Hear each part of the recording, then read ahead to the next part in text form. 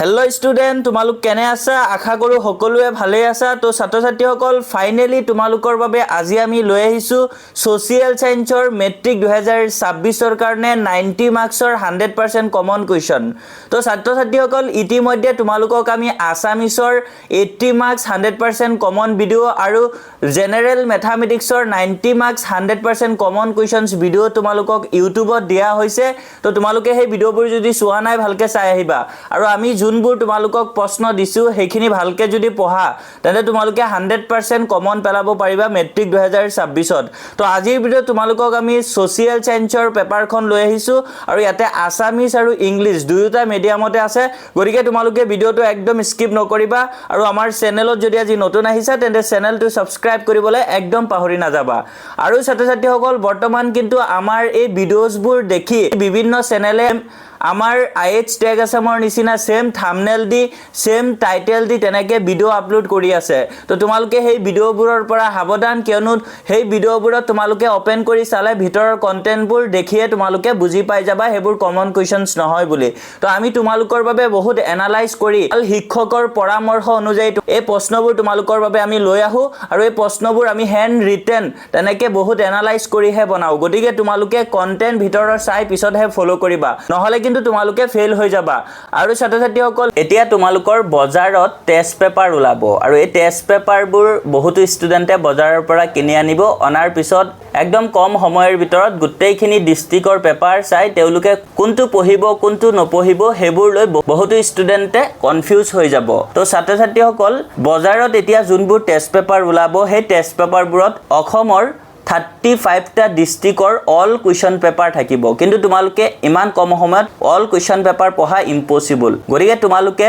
most important কিছুমান district আছে যোনবোৰ ডিস্ট্ৰিক্টৰ পেপাৰ মাৰ্চ কৰি তোমালোকৰ মেট্ৰিক ফাইনালৰ কুৱেশ্চন পেপাৰখন প্ৰস্তুত কৰিব আৰু সেই মোস্ট ইম্পৰ্টেন্ট ডিস্ট্ৰিক্ট পেপাৰখিনি যদি ভালকে তোমালোকে পঢ়া তেন্তে 100% তোমালোকে কমন পাই যাবা তো ছাত্ৰ ছাত্ৰী সকল তোমালোকে যদি most important district test paper খিনি লব বিচাৰা তেন্তে তোমালোকে আইএচ টেগ আসামৰ অফিচিয়েল নাম্বাৰ 8096691139 এই নাম্বাৰৰ হোৱাটছআপত মেছেজ দিবা এই নাম্বাৰৰ হোৱাটছআপত মেছেজ দি তোমালোকে most important district test paper খিনি লৈ ভালকে পঢ়িব পাৰা আৰু তাতে তোমালোকৰ 45 টা এমসিকিউ সলিউশনো থাকিব কিন্তু বজাৰৰ পৰা তোমালোকে যোনবোৰ টেষ্ট পেপাৰ কিনি আনিবা তাতে কিন্তু সলিউশন নাথাকে আৰু লগতে তোমালোকৰ বজাৰৰ টেষ্ট পেপাৰৰ মূল্য বহুত বেছি তো আমাৰ যোনখিনি most important district test paper with solution তাৰ ৰিয়েল প্ৰাইস হয় 499 रुपीस কিন্তু তোমালোকক আমি অফাৰ দিছো এতিয়া তোমালোকে মাত্ৰ 299 रुपीस তে পাই যাবা আৰু তাৰ কাৰণে তোমালোকে 299 অফাৰ প্ৰাইস এটা স্ক্ৰিনশ্বট মাৰি সেই স্ক্ৰিনশ্বটটো তোমালোকে আমাৰ হোৱাটছআপত সেন্ড কৰি দিবা তেতিয়া তোমালোকে 299 তে পাই যাবা তো যদি তোমালোকে লব বিচাৰা এতিয়াই যোগাযোগ কৰা ছাত্ৰী সকল এতিয়া আজিৰ ভিডিওত তোমালোকক আমি সোশিয়াল সায়েন্সৰ কমন কোৱেশ্চনছ দিব গৈ আছো আৰু ছাত্ৰ ছাত্ৰী সকল ইয়াতে তোমালোকক আজি আমি 90 মাৰ্কছৰ 100% কমন কোৱেশ্চনছ দিব গৈ আছো ইয়াতে তোমালোকক প্ৰথমতে আমি 2 মাৰ্কছৰ প্ৰশ্ন দিম আৰু 2 মাৰ্কছৰ আমি যিমানখিনি প্ৰশ্ন দিম তাতে তোমালোকৰ 6টা প্ৰশ্ন 100% কমন আহিব আমি দিয়া এই প্ৰশ্নখিনিৰ পৰা আৰু তাতে তোমালোকে থিওৰিত 12 মাৰ্কছ পাবা আৰু তাৰ পিছত তোমালোকক আমি 3 মাৰ্কছৰ কোৱেশ্চনছ দিম আৰু এই 3 মাৰ্কছৰ প্ৰশ্নখিনিৰ পৰা 4টা প্ৰশ্ন তোমালোকে 100% মেট্ৰিক ফাইনেল পৰীক্ষাত কমন পাবা তো তাতে তোমালোকে 12 মাৰ্কছ পাবা আগো তোমালোকক 4 মাৰ্কছৰ আমি এটা প্ৰশ্ন দিম আৰু সেই প্ৰশ্নটোৱে তোমালোকৰ মেট্ৰিক ফাইনেল পৰীক্ষাত আহিব আৰু তাতে তোমালোকে 4 মাৰ্কছ পাবা আৰু তোমালোকক কিছুমান 4 মাৰ্কছৰ প্ৰশ্ন দিম আৰু সেই প্ৰশ্নখিনিৰ পৰা 3টা 4 মাৰ্কছৰ প্ৰশ্ন 100% কমন পৰিব আৰু তাতে তোমালোকে 12 মাৰ্কছ পাবা আৰু 5 মাৰ্কছৰ কিছুমান প্ৰশ্ন দিম আৰু সেই 5 মাৰ্কছৰ প্ৰশ্নখিনিৰ পৰা এটা 5 মাৰ্কছৰ প্ৰশ্ন তোমালোকে মেট্ৰিক 2026 ত 100% কমন পাই যাবা আৰু তাতে তোমালোকে 5 মাৰ্কছ টোটাল পাই যাবা তো টোটাল তোমালোকৰ থিওৰিত 45 মাৰ্কছ থাকিব আৰু তোমালোকৰ এমসিকিউ 45 ত 45 টাই কমন পৰিব আৰু হেতু আমি ভিডিওৰ লাষ্টত তোমালোকক কৈ দিম কৰ পৰা পৰিব তোমালোকে যদি কোনোবাই ভাবি আছা যে ইমানখিনি প্ৰশ্ন তোমালোকে লিখি লওতে প্ৰবলেম হ'ব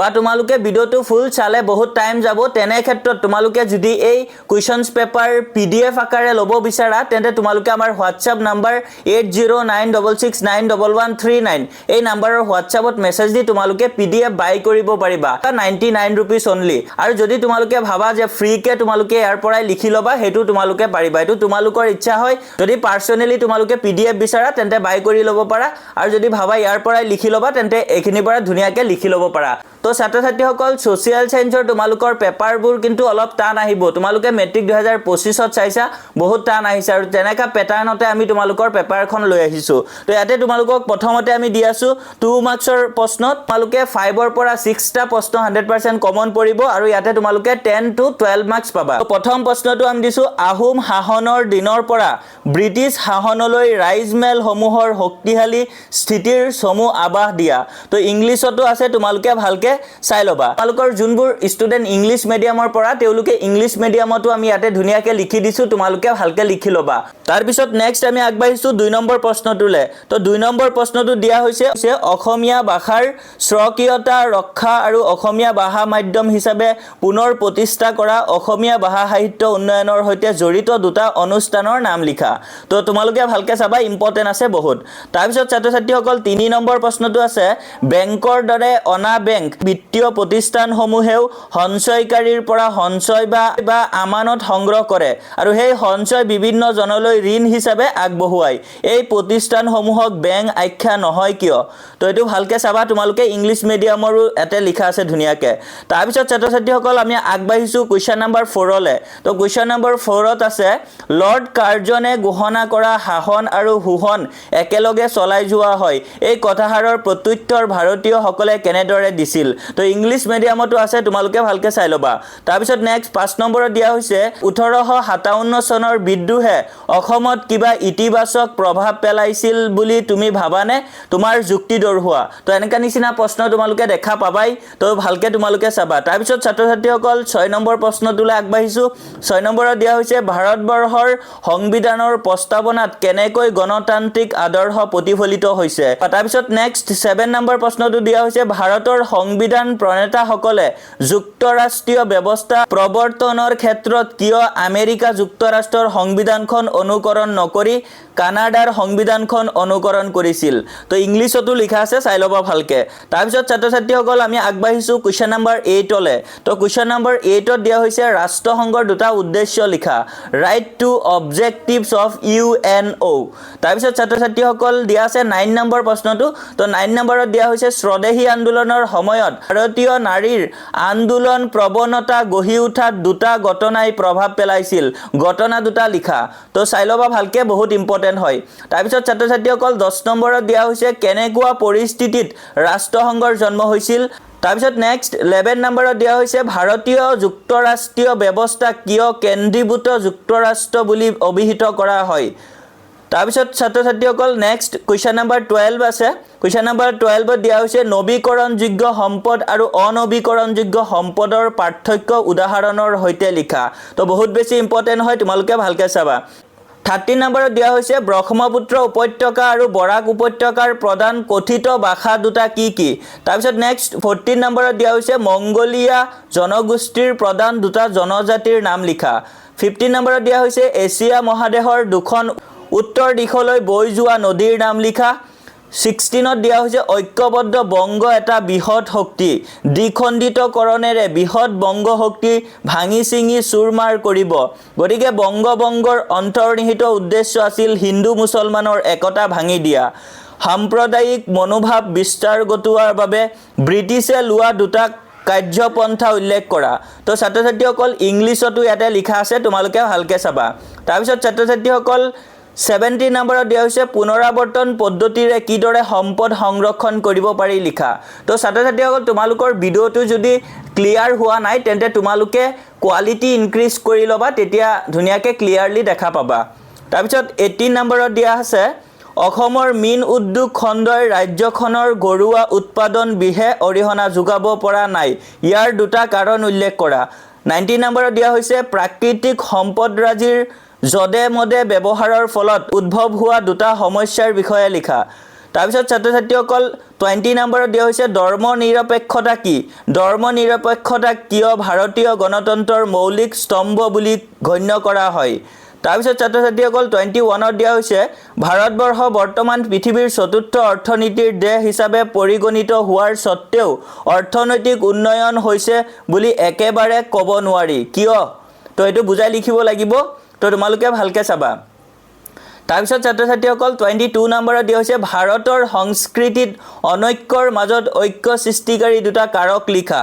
23 নম্বৰত দিয়া হৈছে অসমৰ প্ৰথম চিকিৎসা মহাবিদ্যালয় কোনখন আৰু এই চিকিৎসা মহাবিদ্যালয়খন কেতিয়া স্থাপন হৈছিল তো এনেকা নিচিনা প্ৰশ্ন 2 মাৰ্কছৰ কাৰণে তোমালোকক দিবই তাৰপিছত 24ত দিয়া হৈছে সকলো সম্পত্তিয়েই সম্পদ কিন্তু সকলো সম্পদ সম্পত্তি নহয় উদাহৰণ সহ ব্যাখ্যা কৰা 25ত দিয়া হৈছে ভাৰত ত্যাগ আন্দোলনক কিয় আগষ্ট বিপ্লৱ বুলি জনা যায় তাৰপিছত 26 নম্বৰত দিয়া হৈছে অসমত পালন কৰা বিহুৰ সমধৰ্মী দুটা উৎসৱৰ নাম লিখা তাৰপিছত নেক্সট 27 নম্বৰত দিয়া হৈছে ভাৰতীয় যুক্তৰাষ্ট্ৰীয় চৰকাৰক ব্যতিক্ৰমধৰ্মী যুক্তৰাষ্ট্ৰ বুলি কিয় কোৱা হৈছে তাৰপিছত ছাত্ৰ ছাত্ৰীসকল 28 নম্বৰত দিয়া হৈছে কানিংহাম সাৰ্কুলাৰৰ প্ৰধান বিষয়বস্তু কি এটো তোমালোকৰ 2 মাৰ্কছৰ কাৰণে আহিব ভালকে চাবা তাৰপিছত 29 নম্বৰত দিয়া হৈছে অসমৰ ইতিহাসত ফুলুগুৰি দাৱা গুৰুত্বপূৰ্ণ হোৱাৰ কাৰণ কি তাৰপিছত 30 নম্বৰত দিয়া হৈছে সদৌ অসম আহোম এছ'চিয়েশ্যন গঠন কৰাৰ মুখ্য উদ্দেশ্য কি আছিল তাৰপিছত ছাত্ৰ ছাত্ৰীসকল 31 নম্বৰত দিয়া হৈছে উচেনিয়া মহাদেশ আৰু এণ্টাৰ্কটিকা মহাদেশৰ দুটা পাৰ্থক্য লিখা 32 নম্বৰত দিয়া হৈছে অসমৰ আভ্যন্তৰীণ জল পৰিবহনৰ দুটা সুবিধা লিখা 33 নম্বৰত দিয়া হৈছে মুদ্ৰাৰ তাৰল্য মানে কি 34ত দিয়া হৈছে স্বদেশী আন্দোলন কেৱল ব্ৰিটিছ সামগ্ৰী বৰ্জন কৰাই নহয় এই কথাটো দুটা যুক্তিৰে ব্যাখ্যা কৰা তাৰপিছত 35ত দিয়া হৈছে ভাৰতত খিলাফত আন্দোলন কিয় আৰম্ভ হৈছিল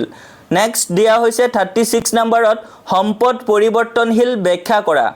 37ত দিয়া হৈছে গোলকীয় উত্তাপ বৃদ্ধিয়ে কি ধৰণৰ সমস্যাৰ সৃষ্টি কৰে লিখা 38ত দিয়া হৈছে ৰাষ্ট্ৰসংঘৰ লগত জড়িত দুটা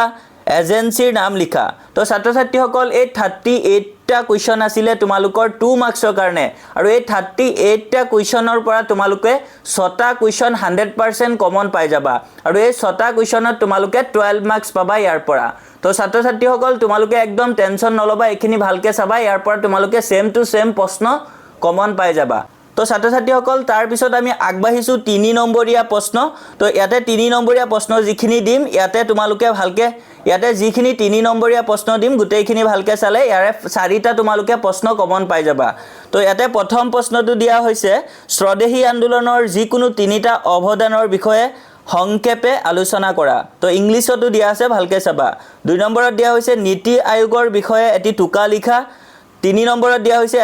এটা জাতি অথবা সমাজ এখনৰ স্বাভাৱিক ৰূপ ৰং হুক ঝুক শ্ৰম বিনোদন আদি লোক সংস্কৃতিৰ দ্বাৰা কিদৰে প্ৰতিফলিত হয় তাৰপিছত 4 নম্বৰত দিয়া হৈছে বিশ্ব শান্তিত ৰাষ্ট্ৰসংঘৰ ভূমিকা সম্পৰ্কে চমুকৈ আলোচনা কৰা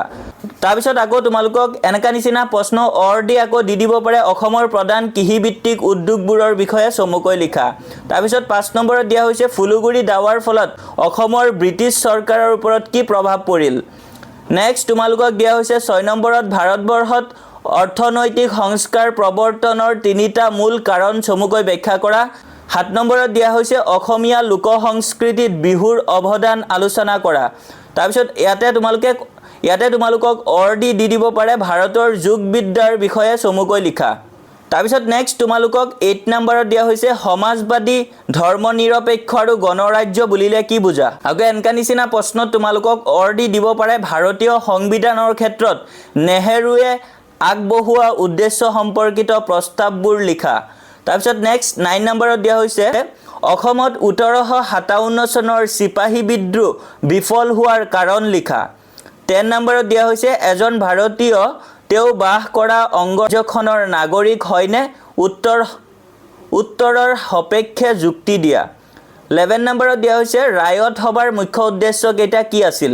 12ত দিয়া হৈছে 19 শতিকাত অসম সংগঠিত কৃষক বিদ্ৰোহসমূহৰ নেতৃত্ব প্ৰদান কৰিছিল ৰাইজমেল সমূহে কথাহাৰ ব্যাখ্যা কৰা তো ইংলিছতো দিয়া আছে ভালকে চাই লবা 13 নম্বৰত দিয়া হৈছে অসমত প্ৰচুৰ সম্ভাৱনা থকা সত্ত্বেও পৰ্যটন উদ্যোগৰ আশানুৰূপ উন্নতি হোৱা নাই ইয়াৰ 3টা কাৰণ দৰ্শোৱা তো ইংলিছতো দিয়া আছে তোমালোকে ভালকে চাবা আকৌ 14 নম্বৰত দিয়া আছে গোলকীকৰণৰ ধাৰণাই ভাৰতীয় অৰ্থনীতিত কিদৰে পৰিৱৰ্তন আনিছে লিখা 15 নম্বৰত দিয়া হৈছে কামাখ্যা মন্দিৰেই কোৱা বা শিৱসাগৰৰ শিৱদৌল অসমৰ এই মন্দিৰসমূহ নিৰ্মাণত তোমাৰ মতে কি শৈলীৰ প্ৰভাৱ পৰিছিল শৈলীসমূহৰ দুটা বৈশিষ্ট্য লিখা তো ইম্পৰ্টেন্ট আছে এনেকা নিচিনা প্ৰশ্ন দি দিব পাৰে তাৰপিছত ছাত্ৰ ছাত্ৰীসকল 16 নম্বৰত দিয়া হৈছে উল্লেখিত চিত্ৰখনত কোনটো পাৰিবেশিক সমস্যাৰ ভৱিষ্যত পৰিণতি প্ৰকাশ কৰা হৈছে সমস্যাটো ৰোধ কৰিবৰ বাবে দুটা পৰামৰ্শ আগবঢ়োৱা তো ছাত্ৰ ছাত্ৰীসকল এনেকা তোমালোকক ডায়াগ্ৰাম থকা এটা প্ৰশ্ন আহিবই মাষ্ট বি 3 নম্বৰীয়া ইয়াতে আমি ডায়াগ্ৰামটো ড্ৰ কৰি দিয়া নাই কিন্তু তোমালোকৰ ফাইনেল পৰীক্ষাৰ প্ৰশ্ন কাকতত তেনেকে সাইডতে ডায়াগ্ৰামটো থাকিব আৰু ডায়াগ্ৰামটো সাইডতে দি দিব আৰু প্ৰশ্নটো এনেকা দিব তো তোমালোকে চাবা এনেকা এটা প্ৰশ্ন তোমালোকৰ মাষ্ট বি আহিব তাৰপিছত 17 নম্বৰত দিয়া হৈছে ৰমেন এজন কাঠ মিস্ত্ৰী প্ৰতিদিন তেওঁ এখন হাবিৰ পৰা মূল্যৱান গছ কাটি আনি চকী মেজ তৈয়াৰ কৰি বজাৰত বেছি দামত বিক্ৰী কৰে ৰমেনৰ এই কাৰ্যৰ অৰ্থনৈতিক বৃত্তিৰ প্ৰকাৰসমূহ চিনাক্ত কৰি উদাহৰণ দিয়া তাৰপিছত এটো ইংলিছতো আছে তোমালোকে ভালকে চাই লবা প্ৰতিটো প্ৰশ্ন ইংলিছ আৰু আসামিজ দুইটা মিডিয়ামত লিখা আছে তোমালোকে ভালকে চাই লবা তাৰপিছত 18 নম্বৰত দিয়া হৈছে ব্ৰিটিছ বিৰোধী জাগৰণ বুলিলে কি বুজা অসমত এই জাগৰণ কিদৰে বিকাশ হৈছিল তোমাৰ মতামত আগবঢ়োৱা তাৰপিছত ছাত্ৰ ছাত্ৰীসকল 19 নম্বৰত দিয়া হৈছে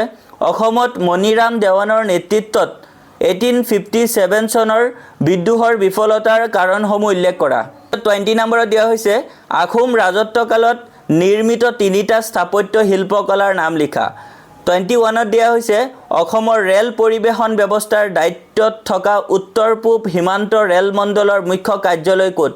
ৰেল পৰিবহণ ব্যৱস্থাৰ দুটা সুবিধা উল্লেখ কৰা তাৰপিছত ছাত্ৰ ছাত্ৰীসকল নেক্সট 22 নম্বৰত দিয়া হৈছে অসমৰ যিকোনো তিনিটা সাংস্কৃতিক ঐতিহ্যৰ নাম উল্লেখ কৰা আৰু প্ৰত্যেকটোৰ বিষয়ে চমুকৈ লিখা তাৰপিছত ছাত্ৰ ছাত্ৰীসকল 28 নম্বৰত দিয়া হৈছে বায়ুমণ্ডলত সেউজ গৃহ গেছৰ পৰিমাণ বাঢ়িলে উত্তাপ বাঢ়ে ব্যাখ্যা কৰা 24ত দিয়া হৈছে ওপৰৰ ছবিখনত কি ধৰণৰ স্থাপত্যগত শৈলী ব্যৱহৃত হৈছে সেই শৈলীৰ দুটা বৈশিষ্ট্য লিখা তো এনেকা নিচিনা প্ৰশ্নত ডায়াগ্ৰাম দিব তোমালোকৰ পৰীক্ষাত প্ৰশ্নৰ ওচৰতে ডায়াগ্ৰামটো থাকিব কিন্তু ইয়াতে মই ডায়াগ্ৰামটো ড্ৰ কৰা নাই তাৰপিছত ছাত্ৰ ছাত্ৰীসকল তোমালোকক 25 নম্বৰত দিছে গোলকীয়কৰণ বুলিলে কি বুজা ইয়াৰ দুটা গুৰুত্ব লিখা তো এনেকা নিচিনা প্ৰশ্ন আহিব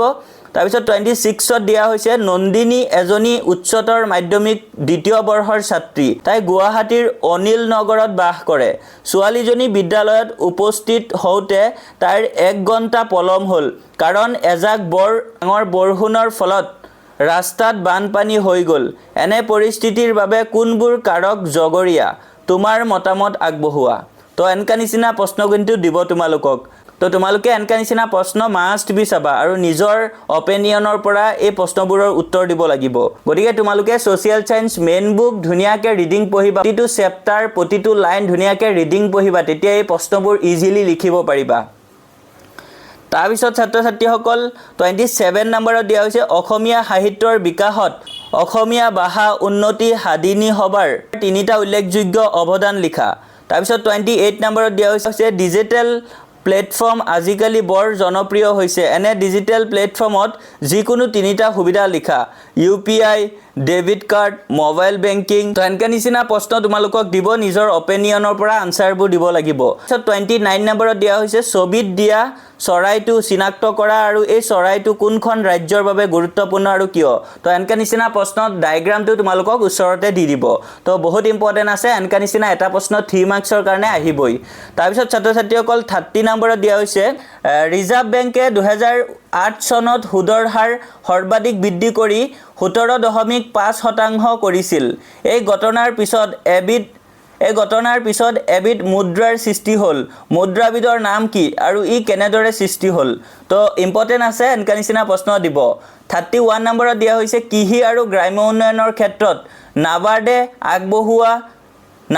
আগবঢ়োৱা কাৰ্যসমূহ কি তাৰপিছত 32 নম্বৰত দিয়া হৈছে অৰ্থনৈতিক সংস্কাৰৰ ক্ষেত্ৰত চৰকাৰে লোৱা কাৰ্যসূচীসমূহে কেনেধৰণৰ সমস্যা সৃষ্টি কৰিছে বুলি তুমি ভাবা তাৰপিছত 33 নম্বৰ প্ৰশ্নটো দিয়া হৈছে বৰ্তমান সময়ত অসমৰ মুঠ চাহ উৎপাদন কিমান এই উদ্যোগে অসমৰ নিবনুৱা সমস্যাৰ সমাধান কিদৰে অৰিহণা যোগাইছে লিখা তাৰ পিছত ছাত্ৰ ছাত্ৰীসকল 34 নম্বৰত দিয়া হৈছে জুম খেতি কিয় পৰিৱেশ সন্মতভাৱে কৰাৰ প্ৰয়োজনীয়তা আহি পৰিছে আলোচনা কৰা